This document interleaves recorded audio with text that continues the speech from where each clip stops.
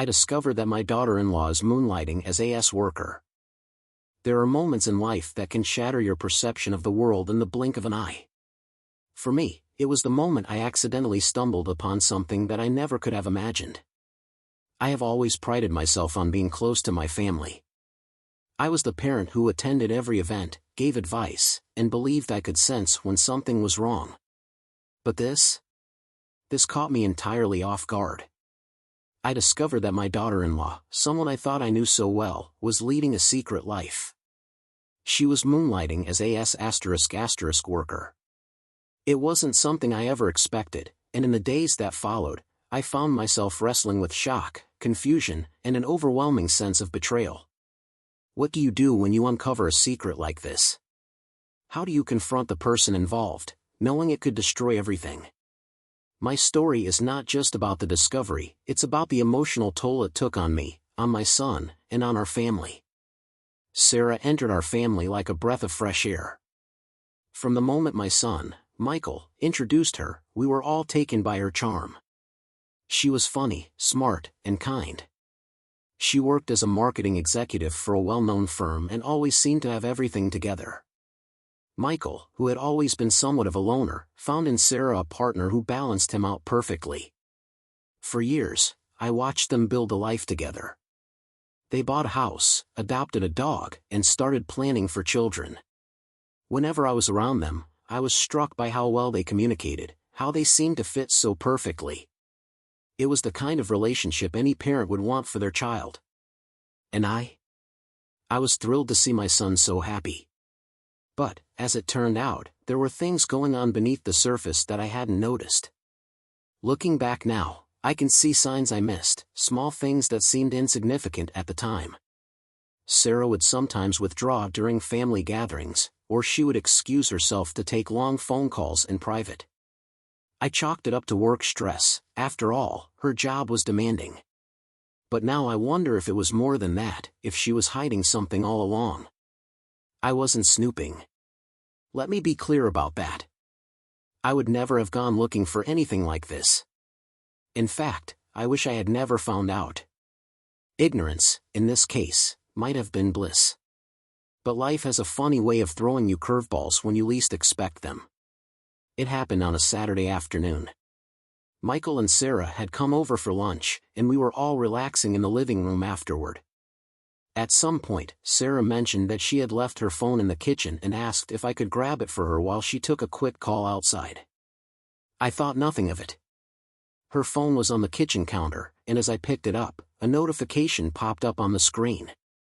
It was from an app one didn't recognize, and out of pure reflex, my eyes glanced at the message. The words hit me like a punch to the gut. It was from a man, and the content left no room for misinterpretation. It was clear Sarah was engaged in activities I would never have associated with her. My heart raced as I realized what I was looking at. This wasn't a one-off message. A quick swipe revealed a string of similar notifications. I was frozen, my mind whirling. I didn't know what to do. Should I confront her? Should I tell Michael? Should I pretend I hadn't seen anything? I put the phone back where I found it and tried to act normal, but the rest of the day passed in a blur. My head was spinning with questions. Why would she do this? Did Michael know? How could she keep this a secret? Every interaction I had with Sarah that afternoon felt surreal. I wanted to scream, to demand answers, but I couldn't. Not yet. The days that followed were some of the most emotionally draining I've ever experienced. I couldn't stop thinking about what I had seen. At night, I lay awake, running through scenarios in my head. Should I confront Sarah privately? Should I talk to Michael? What if I was wrong? What if there was an explanation that made sense, and I was jumping to conclusions? I also felt a deep sense of betrayal. Sarah was like a daughter to me, someone I had trusted and welcomed into my family. How could she be living this double life without any of us knowing? And what did this say about her character? More than anything, though, I worried about Michael. My son, who had always been sensitive and vulnerable in his own way, had found his soulmate in Sarah. What would happen to him if he found out? Would this destroy their marriage? I felt a responsibility to protect him, but I didn't know how. Every conversation we had felt strained. I wanted to tell him the truth, but I feared the consequences. As I wrestled with my feelings, I realized that I was facing an impossible choice. On one hand, I could expose Sarah's secret and risk shattering my son's world. On the other hand, I could stay silent and carry the burden of what I knew. Neither option felt right. There was also the issue of judgment. It was hard not to see Sarah's actions through the lens of societal expectations and moral standards. I had always believed in honesty, integrity, and fidelity in relationships. What Sarah was doing felt like a betrayal not just of Michael, but of the very values our family stood for. Yet, at the same time, I felt conflicted. I didn't know why Sarah was moonlighting as a worker. Was it out of financial necessity? Was she unhappy in her marriage? Was it something else entirely? I realized that I didn't have the full picture, and that made it harder to judge her. Still, the weight of the secret was unbearable. I knew I couldn't keep it to myself forever. I had to make a decision.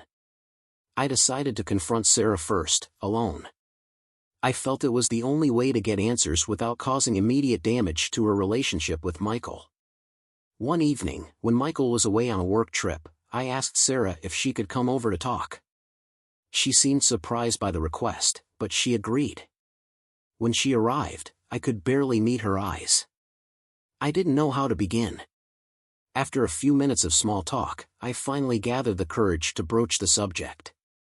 "Sarah, I need to ask you something," I began, my voice shaking. "A few days ago, I saw something on your phone, a message. And I need to know the truth." The color drained from her face. She knew immediately what I was referring to. For a long moment, she said nothing. Then, to my surprise, she broke down in tears. "I didn't want you to find out like this," she sobbed. "I've been hiding it for so long, and I hate myself for it." Over the next hour, Sarah told me everything. She had started working as a worker several years ago, initially as a way to pay off student loans and medical bills. But over time, it had become something she couldn't escape from. She felt trapped, ashamed, and terrified of losing Michael if he ever found out. She insisted that she still loved him, that her actions weren't a reflection of her feelings for him, but rather a desperate attempt to stay afloat financially. I listened, torn between anger, sympathy, and confusion. I didn't condone what she was doing, but I also couldn't ignore the pain and fear in her eyes. She was a human being, flawed and struggling, just like anyone else.